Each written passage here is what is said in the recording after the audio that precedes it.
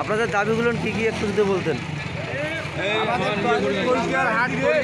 আমাদের হলো শৌচাগার, এটা পুরো কমপ্লিট করা। দীর্ঘ 8-9 মাস থেকে বন্ধ আছে।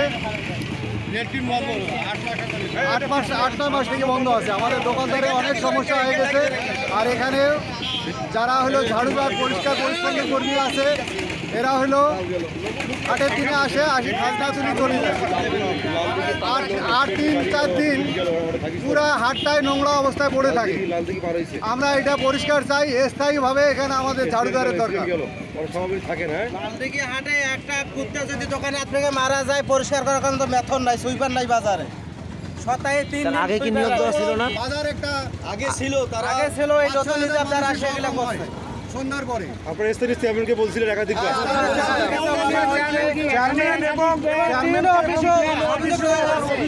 এবং চেয়ারম্যানকে বলা হয়েছে, হাটিজিদারকে এবং চেয়ারম্যানকে বারবার বলা হয়েছে, এটাতে তারা কোনো গুরুত্ব দিচ্ছে না। যেখানে ডিডে উল্লেখ আছে যে হাট ঝাড়ুদার অর্থাৎ পরিষ্কার পরিচ্ছন্ন কর্মীর বেতন বহন করবে হাটিজিরাদার, তারপরেও অবৈধভাবে তারা টোল আদায় করতেছে। যেখানে স্পষ্ট আছে কোনো টোল আদায় করতে পারবে না, তারা অবৈধভাবে টোল আদায় করতেছে। এবং সেখানে দেখা যাচ্ছে পরিষ্কার পরিচ্ছন্ন করা হচ্ছে না, বিভিন্ন জায়গায় ময়লা পড়ে আছে।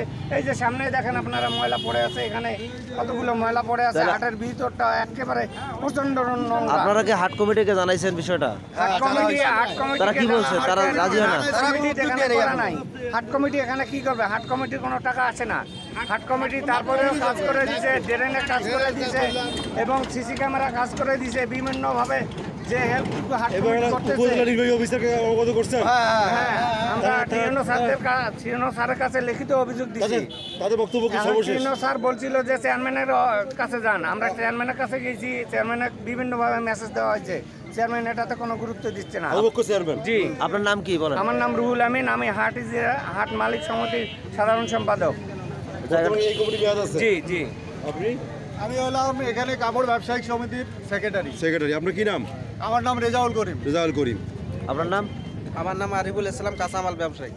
আচ্ছা, আর বক্তব্য আপনাদের তাহলে দাবি একটাই যে আমাদের হাট নোংরা পড়ে থাকে।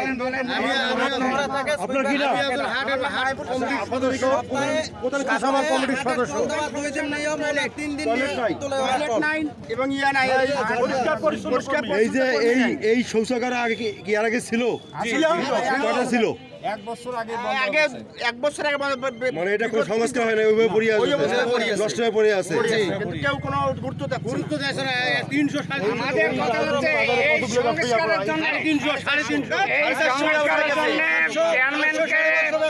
350 দোকানদার এই লালদিঘির হাটে।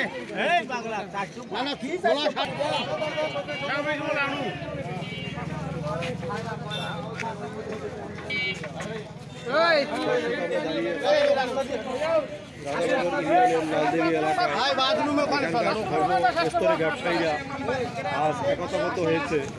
তাদের দীর্ঘদিনের সমস্যা, হাট বাজারের কোনো শৌচাগার নাই, যা শৌচাগার রয়েছে তা দীর্ঘদিন শৌচাগারটি বন্ধ। তারা